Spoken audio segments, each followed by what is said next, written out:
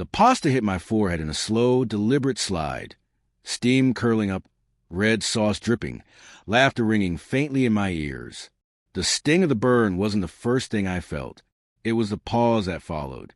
The whole yard went quiet. A few people tried to hide their grins. Others just stared, waiting for me to blow up.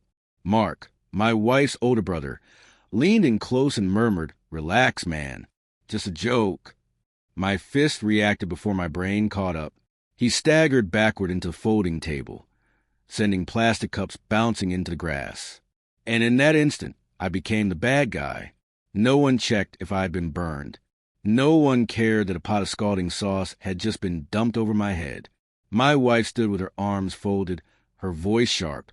You need to take every insult and apologize. Something inside me hardened then. I met her 8 years ago during a volunteer beach cleanup. She had the kind of presence that could make you forget your feet were tangled in slimy seaweed. She laughed at even my worst jokes, touched my arm when she spoke, made me believe in fate. Her family, well, they stuck together the way wolves do. You were either one of them or you were prey. I thought I'd been accepted. I was wrong. The shift happened slowly. Sarcastic digs at dinner. Accidentally leaving me out of plans. Jokes that went too far. Mark led the charge, and my wife never stopped him. I told myself it wasn't a big deal. I told myself love was worth swallowing pride. Then came the spaghetti. It wasn't just a prank. It was their public way of telling me I'd never be respected. I washed the sauce from my hair in the bathroom sink, hearing muffled laughter through the walls. My wife walked in, saw the red streak still dripping, and instead of asking if I was burned, scolded me for hitting her brother. That's when I stopped reacting. I didn't yell. I didn't argue. I just watched. 3 days later, while she was at work, I went through our shared files. What I found wasn't an affair. It was better, cleaner. Her family's company, Mark's business, was drowning in debt. My wife had co-signed a massive personal loan for him, and I, the responsible, boring husband, had unknowingly been making quiet payments for over a year. I stopped paying. I moved every cent from our joint account into my personal one.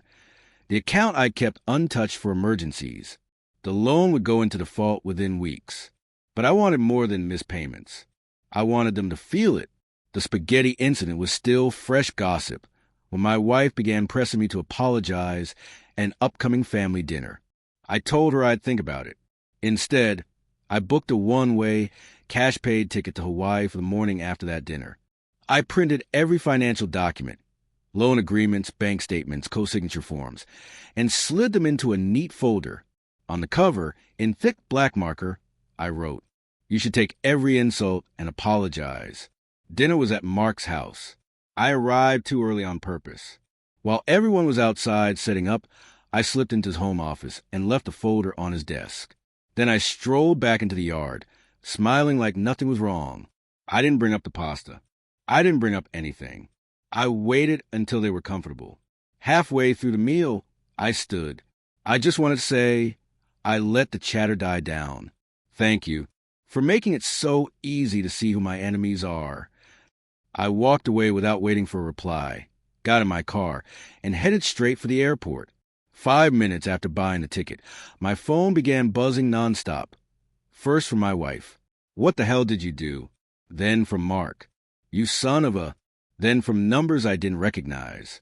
By the 10th call, I stopped looking. I knew they'd found the folder. I knew they were calculating the damage, the missed payments, the impending default notices, the co-signed loan that would drag my wife down with him. When my plane touched down in Hawaii the next morning, I bought a coffee and sat facing the ocean. Then I read the messages. "We can fix this if you come back. Please answer me. I didn't mean it. I'm sorry. You ruined us." Her tone swung wildly between fury and begging, like someone switching weapons mid-battle. But each sentence carried the same truth. She finally knew what it felt like to be powerless. Mark would lose his house first, then his cars. Bankruptcy would trail close behind. My wife, if she stayed tied to him or their family, would sink under debt she couldn't escape.